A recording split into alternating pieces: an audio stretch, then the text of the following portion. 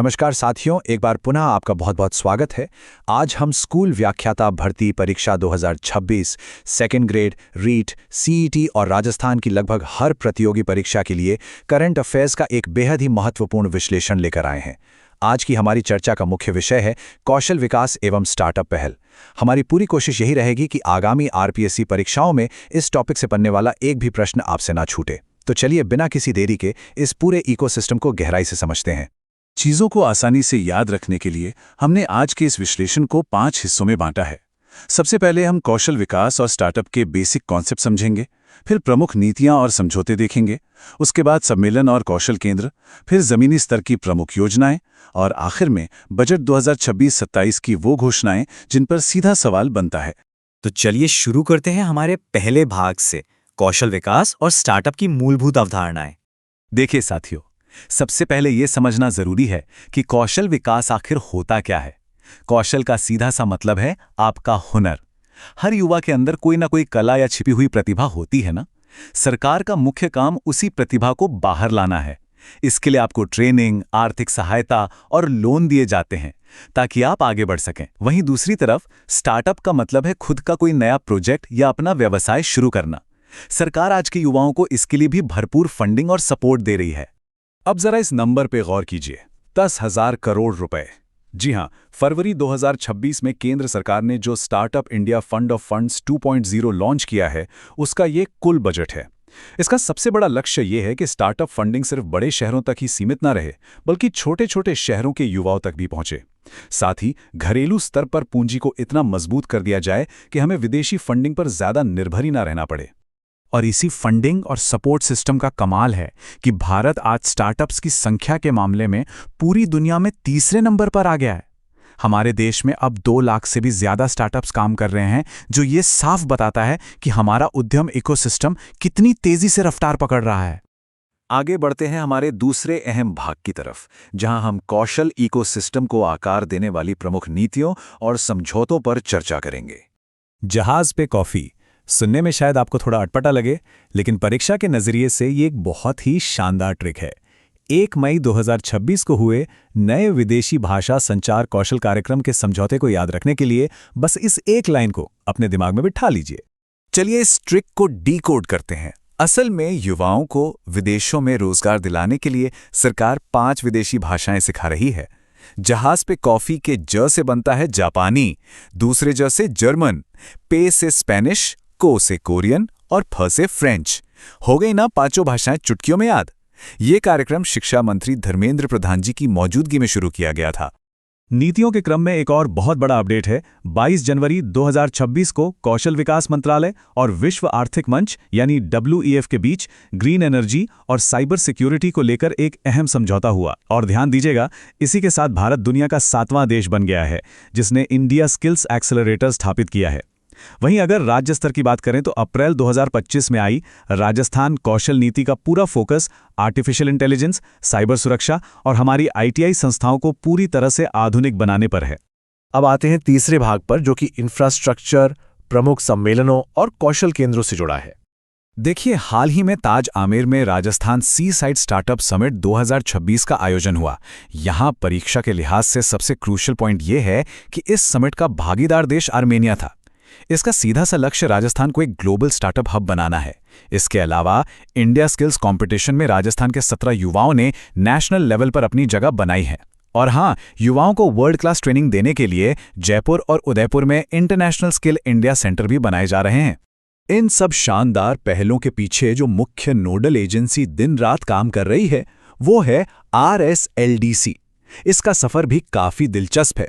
2010 में इसकी शुरुआत सिर्फ राजस्थान आजीविका मिशन के तौर पर हुई थी। फिर 2012 में इसमें कौशल जोड़कर इसे एक पूर्ण निगम यानी राजस्थान कौशल एवं आजीविका विकास निगम बना दिया गया। इसका मुख्यालय जयपुर में है। चलिए अब सीधे ग्राउंड लेवल पर चलते हैं और भाग 4 में उन प्रमुख योजनाओं को देखते हैं जो अक्सर प्रतियोगी परीक्षाओं में पूछी जाती हैं। साथियों, यहाँ पर एग्जामिनर अक्सर कंफ्यूज करने की कोशिश करता है, तो इसे बिल्कुल क्लियर रखिएगा। एक तरफ है सक्षम योजना, जो युवाओं और महिलाओं को स्वरोजगार के लिए तैयार करती है और इसकी आयु सीमा 15 से 45 वर्ष है। वहीं दूसरी तरफ है समर्थ योजना, जो समाज के वंचित वर्गों जैसे दिव्यांग, आदिवासी भाई बहन और जेल कैदियों के सशक्तिकरण के लिए है। इसकी आयु सीमा 15 से 50 वर्ष तक रखी गई है। बस इन दोनों का ये बुनियादी अंतर याद रखना है। कुछ अन्य स्कीम्स पर भी नजर डालते हैं। राज क्विक योजना पूरी तरह से बाजार की डिमांड पर आधारित है, जहां प्राइवेट सेक्टर के लिए ट्रेनिंग दी जाती है। फिर है केंद्र सरकार की दीनदयाल उपाध्याय ग्रामीण कौशल योजना, जो सितंबर 2014 से ग्रामीण गरीब युवाओं को रोजगारपरक ट्रेनिंग दे रही है। और एक बहुत ही गर्व की बात, पीएम सेतु योजना, जिसका काम सरकारी आईटीआईज को इंडस्ट्री के हिसाब से अपग्रेड करना है, उसमें हमारे राजस्थान ने पूरे भारत में पहला स्थान हासिल किया है। सरकार का फोकस सिर्फ ओवरऑल डेवलपमेंट पर नहीं, बल्कि स्पेसिफिक ग्रुप्स पर भी है। जैसे मुख्यमंत्री नारी शक्ति योजना के तहत महिलाओं और बालिकाओं को RSCIT जैसे कंप्यूटर कोर्स एकदम फ्री करवाए जा रहे हैं।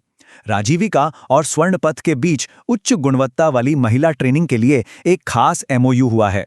और युवाओं को 12वीं के तुरंत बाद ही तकनीकी रूप से सक्षम बनाने के लिए टेक बी यानी अर्ली करियर प्रोग्राम भी चलाया जा रहा है। आखिर में हम आ गए हैं उस सेक्शन पर जिसका सबको इंतजार रहता है, भाग 5, बजट 2026-27 की महत्वपूर्ण घोषणाएं। बजट में बताई गई इन लोकेशंस को तो बिल्कुल रट लीजिए।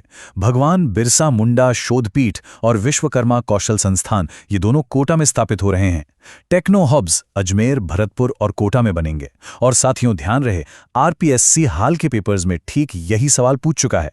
इसके अलावा पूर्व सैनिकों के लिए मेजर शैतान सिंह कौशल केंद्र जोधपुर में बनाया जा रहा है।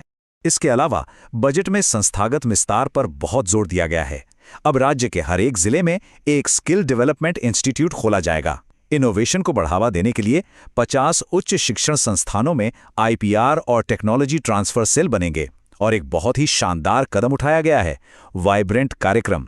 इसे हर जिले के कुछ चुने हुए कॉलेजों में सीधा लागू किया जा रहा है, ताकि कॉलेज के दिनों से ही स्टूडेंट्स में इनोवेशन की भावना पैदा हो सके। तो साथियों, आज हमने जितनी भी नीतियों और योजनाओं पर चर्चा की, उन सबको समेटते हुए जरा एक अहम सवाल पर विचार करते हैं। विश्व युवा कौशल दिवस 2025 की थीम थी AI और डिजिटल कौशल के माध्यम से युवा सशक्तिकरण। अब जरा सोचिए, जिस रफ्तार से आर्टिफिशियल इंटेलिजेंस हमारी दुनिया का हिस्सा बन रहा है, उसमें महारत हासिल करना राजस्थान के युवाओं के भविष्य और रोजगार की तस्वीर को किस तरह से पूरी तरह बदल कर रख देगा। इसी सवाल और विचार के साथ हम आज का ये विश्लेषण यहीं समाप्त करते हैं। सकारात्मक रहें और अपनी तैयारी को यूं ही मजबूती देते हैं। बहुत बहुत धन्यवाद।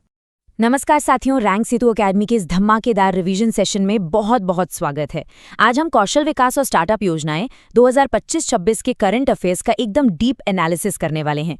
माहौल बिल्कुल एग्जाम वाला है, कंपटीशन का प्रेशर भी पूरा है, तो बिना 8 भी सेकंड वेस्ट किए सीधा आज के टॉपिक पर जंप करते हैं। तो भाई, क्या 2025-26 की स्किल्स और स्टार्टअप्स की तैयारी एकदम सॉलिड है? देखिए, ये कोई बोरिंग थ्योरी क्लास नहीं होने वाली। ये है एक full on fast paced MCQ battle. Rule एकदम सिंपल और सख्त है। हर सवाल के लिए मिलेंगे सिर्फ 5 सेकंड। वो जो टिक टिक वाली घड़ी चलेगी ना, वो एग्जाम हॉल वाला असली प्रेशर फील कराएगी। तो चलिए कुर्सी की पेटी बांध लीजिए, क्योंकि ये सफर बहुत ही शानदार होने वाला है। चलिए सीधा एंटर करते हैं राउंड 1 में। इसका नाम है ग्लोबल एंड नेशनल इनिशिएटिव्स। पहला सवाल स्क्रीन पर ये रहा, विदेशी भाषा संचार कौशल कार्यक्रम के लिए समझौता आखिर कब हुआ? ऑप्शन है A 1 May 2026, B 5 June 2026, C 10 अप्रैल 2026 या फिर D 12 मार्च 2026। घड़ी शुरू हो चुकी है और टाइम अप। सही जवाब है ऑप्शन A 1 मई 2026। याद रखिएगा, ये जो इंपॉर्टेंट अग्रीमेंट है ना, ये जयपुर के बिरला ऑडिटोरियम में साइन किया गया था। अब एक मजेदार बात बताता हूँ। इस प्रोग्राम में जो 5 विदेशी भाषाएं सिखाई जाएंगी, उन्हें रटना कैसे है? इसके लिए एक सुपर मेमोरी ट्रिक है, जहाज पे कॉफी। जी हाँ, बिल्कुल सही सुना। ज से जर्मन और जापानी, पे से स्पेनिश, क से कोरियन और फी से फ्रेंच। है ना एकदम कमाल की ट्रिक? अब ये आपके दिमाग से कभी नहीं निकलेगा। बढ़ते हैं अगले बड़े सवाल की तरफ। Startup India fund of funds 2.0 का बजट कितना सेट किया गया है? A 5,000 crore, B 8,000 crore, C 10,000 crore या D 12,000 करोड़ रुपए? टिक टिक चल रही है और इसका सही जवाब है ऑप्शन सी। फरवरी 2026 में ही केंद्रीय मंत्रिमंडल ने इसे हरी झंडी दिखाई है। पूरे 10,000 करोड़ रुपए। सोचने वाली बात है कि आखिर इतना बड़ा बजट क्यों? दरअसल इसका सीधा सा पर्पस है हमारे डोमेस्टिक वेंचर कैपिटल इकोसिस्टम को बूस्ट करना।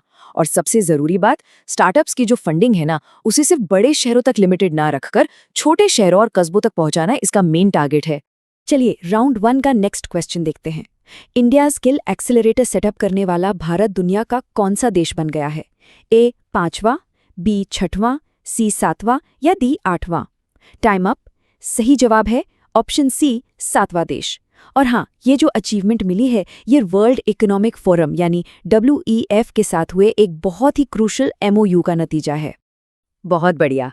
अब शुरू करते हैं राउंड 2, राजस्थान की प्रमुख योजनाएं और समिट्स। RPSC और अधीनस्थ बोर्ड के एग्जाम्स के लिए ये सेक्शन 2 भाई मोस्ट इंपॉर्टेंट है। तो सवाल है, Rajasthan sea side startup summit का पार्टनर देश कौन सा था? A Japan, B Armenia, C France या डी जर्मनी? सही जवाब है ऑप्शन बी आर्मेनिया। 27 फरवरी से 1 मार्च 2026 तक जयपुर के ताज होटल आमेर में ये समिट हुई थी, जिसका मेन गोल ही राजस्थान को एक ग्लोबल स्टार्टअप हब बनाना है। एकदम सॉलिड पॉइंट है ये। अगले सवाल पर फोकस करते हैं। राजस्थान कौशल नीति कब जारी की गई? ऑप्शंस हैं ए 16 अप्रैल 2025, बी 10 मार्च 2025, सी 1 मई 2025 या डी 20 जून 2025। करेक्ट आंसर है option A 16 April 2025।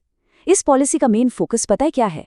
Artificial intelligence और वोकेशनल एजुकेशन के जरिए युवाओं की एम्प्लॉयमेंट कैपेसिटी को बढ़ाना। अब एक बेहद जरूरी योजना की बात करते हैं। सक्षम योजना की एज लिमिट क्या रखी गई है? ए 15 से 45 वर्ष, बी 18 से 50 वर्ष, सी 20 से 40 वर्ष या डी 15 से 35 वर्ष? और सही उत्तर है ऑप्शन ए 15 से 45 वर्ष। ये स्कीम स्पेशली यूथ और महिलाओं को अपना खुद का बिजनेस स्टार्ट करने के लिए स्किल ट्रेनिंग देने के लिए डिजाइन की गई है। मतलब पूरी तरह से सेल्फ एम्प्लॉयमेंट पर फोकस है। अब जरा समर्थ योजना को देखिए। इसका टारगेट ग्रुप कौन है? ए केवल महिलाएं, बी केवल युवा, सी वंचित एवं कमजोर वर्ग या डी केवल ITI विद्यार्थी? सही विकल्प है सी। नाम से ही पता चल रहा है, समर्थ बनाना। ये योजना हाशिए पर रहने वाले लोगों को एम्पावर करती है, जैसे जेल के कैदी हो गए, दिव्यांगजन हो गए या घुमंतु परिवार, ताकि वो भी इंडिपेंडेंट बन सके। राउंड 2 का आखिरी सवाल। PM सेतु योजना में राजस्थान ने कौन सी रैंक हासिल की है? ए दूसरी, बी तीसरी, सी पहली या डी चौथी? और सही जवाब है ऑप्शन सी पहली रैंक। भाई अपने स्टेट के लिए बहुत ही प्राउड मोमेंट है। इस स्कीम का सीधा सा मिशन है हमारे गवर्नमेंट ITI को अपग्रेड करना और एकदम इंडस्ट्री रेडी ट्रेनिंग देना। अब बारी है तीसरे और सबसे डिसाइडिंग राउंड की, skill centres and innovation hubs. इस राउंड का पहला सवाल, राजस्थान में इंटरनेशनल स्किल इंडिया सेंटर कहाँ सेटअप किए जा रहे हैं? ए जयपुर और उदयपुर, बी कोटा और जोधपुर, सी अजमेर और बीकानेर या डी जयपुर और भरतपुर? सही उत्तर है ए जयपुर और उदयपुर। यहाँ हॉस्पिटैलिटी, हेल्थ केयर, मैन्युफैक्चरिंग और IT जैसे अहम सेक्टर्स में एकदम वर्ल्ड क्लास ट्रेनिंग मिलने वाली है। नेक्स्ट क्वेश्चन, जो कि एग्जाम्स का फेवरेट है। भगवान बिरसा मुंडा शोधपीठ कहाँ एस्टैब्लिश की गई है? A Jaipur university, B Rajasthan university, C Kota university या डी जोधपुर यूनिवर्सिटी? इसे तो दिमाग में परमानेंटली लॉक कर लीजिए। सही जवाब है option C Kota university. Techno hub किन जिलों में बनेंगे? A Jaipur Udaipur Kota, B Ajmer Bharatpur Kota, C Bikaner Jaisalmer Ajmer या फिर डी जोधपुर नागौर कोटा?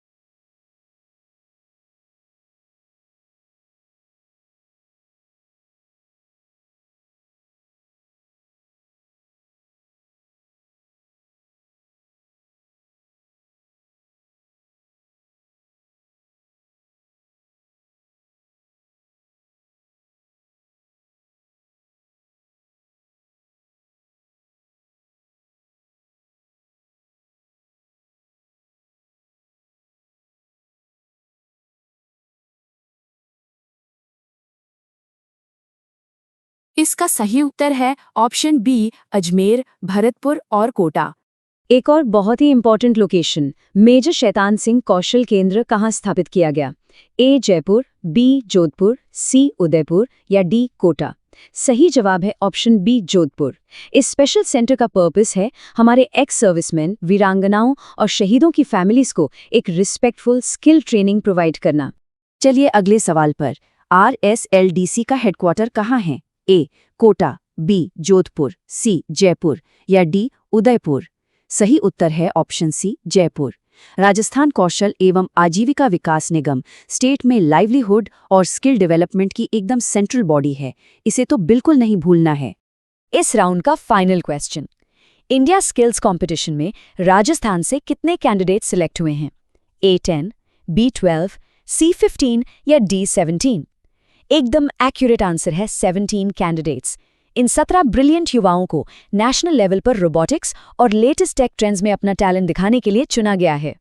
और अब वक्त आ गया है हमारे ग्रैंड फिनाले का, the final rapid fire round. एकदम फोकस बनाए रखिए क्योंकि अब हम सारे इंपॉर्टेंट फैक्ट्स का एक तूफानी रिवीजन करने वाले हैं। तो चलिए रैपिड फायर शुरू करते हैं। दीनदयाल उपाध्याय ग्रामीण कौशल योजना कब आई? 25 सितंबर 2014 को। विश्वकर्मा कौशल संस्थान कहाँ है? कोटा में। विश्व युवा कौशल दिवस कब मनाया जाएगा? 15 जुलाई 2025 को। और हाँ, ग्लोबल स्टार्टअप रैंकिंग में भारत की पोजीशन क्या है? तीसरी। इन सारे फैक्ट्स और डेट्स को अच्छे से रट लीजिए, ये एग्जाम में सीधे सीधे स्कोरिंग पॉइंट्स हैं। और इसी के साथ हमारा ये धमाकेदार रिवीजन सेशन यहीं पूरा होता है। जाते जाते बस एक ही बात याद रखनी है, पॉजिटिव रहिए और अपनी पढ़ाई जारी रखिए। देखिए, कंपटीशन के इस प्रेशर में अपने आप पर और अपनी मेहनत पर भरोसा रखना ही सबसे बड़ी चाबी है। रैंक सेतु एकेडमी की तरफ से आप सभी को आने वाले एग्जाम्स के लिए और